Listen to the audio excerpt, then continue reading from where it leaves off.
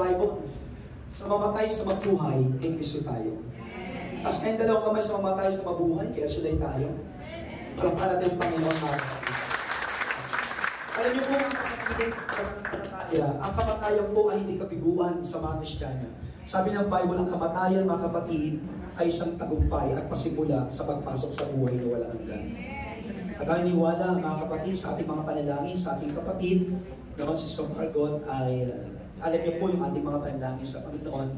Saan po natin ating mga gospel po ay ang ating pong Brother Dennis Tria sa Protector. At sa ating kung saan ang ating pong mga kapatid po ngayong gabi ay kasama natin ang disipong po mga kapatid ng St. Matthew ng Cavite. Mula po sa Imos, Our Lady of Pilar, at kasama ko kapatid ko po si Sir Michelle.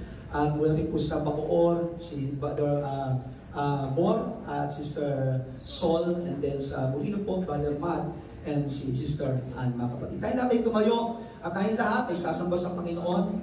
No? Ang nais po, ang natandaan ko po kasi sa Margaret na gusto nyo awitin yung kay buti-buti po Panginoon. Yung po ay kanyang focus saan ay paboritong kanta na naniwala tayo na maski marami tayong pagsubok at problema sa buhay natin, ang Diyos ay mabuting Diyos no, sa gabing ito, although tayong lahat ay dumaraan sa mga kabigatian ng pamilyang ito, pero God is a good God in all the time. And let's worship the Lord God, mga kapatid. Bigay natin ang mapuring pagsamba sa kabila ng ang ating pong ay kapatid sa panampalataya. Mahal po natin, no, ehemplo bilang lingkod ng Panginoon sa buong Cavite, inanak po ng mga awit ng ating Panginoon. Tapos ating mga kamay sa Panginoon, sige, close your eyes. At awitin natin mula sa ating mga puso, mga kapatid, na kasama natin sa Margot ngayon sa pagsamba sa Panginoon, na napakabuti ng Panginoon sa ating mga buhay, sa buhay ni San Margot. Go once again, close your eyes and bow your head. Hallelujah. Hallelujah.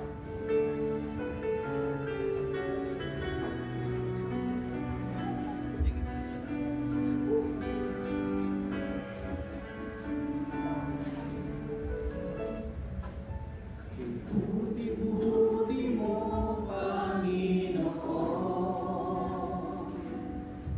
sa lahat ng oras, sa bawat araw, ika'y laging tapat kong magmahal.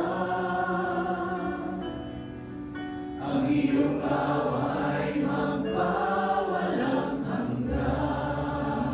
Buti-buti mo, Panginoon. Ay buti-buti mo, Panginoon, sa lahat ng oras, sa bawat araw, ika'y lagi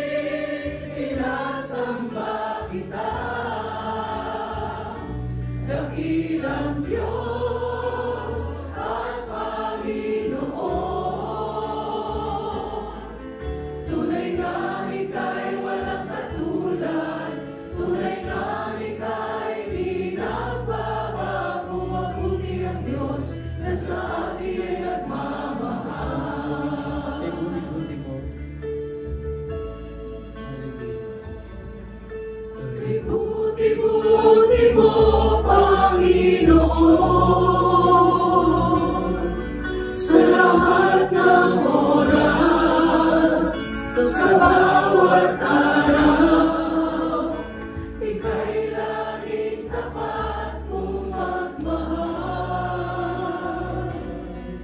Ang iyong tawa ay magpawalang hanggan. Pinupuri, sinasamba kita, dakilang Diyos at Panginoon. Tunay na ika'y walang katulad, tunay na ika'y di nagbabago. Mabuti ang Diyos na sa akin nagmamahal. Pinupuri, sinasamba kita, dakilang Diyos at Panginoon. Tunay na ika'y walang katulad, tunay na ika'y di nagbabago. Mabuti ang Diyos na sa akin nagmamahal. Mabuti ang Diyos na sa akin nagmamahal. Mabuti ang Diyos na sa akin nagmamahal.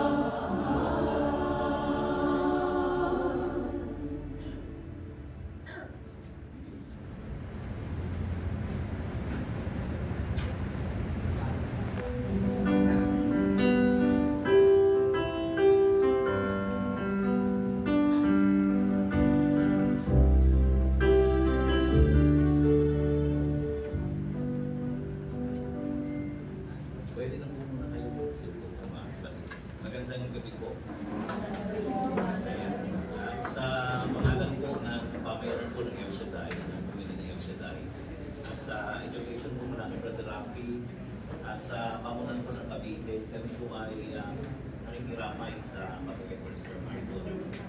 At siguro muna yung pasasalamat po na sa pamilya po ni Sir Marco sa pagpapakulang nila o pagpapaintulong nila ng pagpapagamit ng Sister Marco sa gawain. At nung kami po ay nagpalinta noong December, so ay Sister Marco po talaga napakalaki po ng kanyang tulong o ambag sa gawain. Mula po ng January, February, March ay nagkaroon po ang ng pagkakataon na makasama siya. So talagang napakalaking biyaya dahil sa maikling panahon. So kami po yung papasalamat kay Brother Noy saka sa family po niya. Maraming salamat po.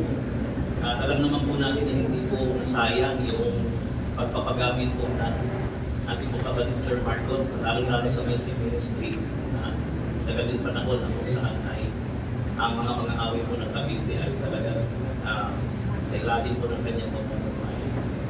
Sasabi natin malaking tulong po. So,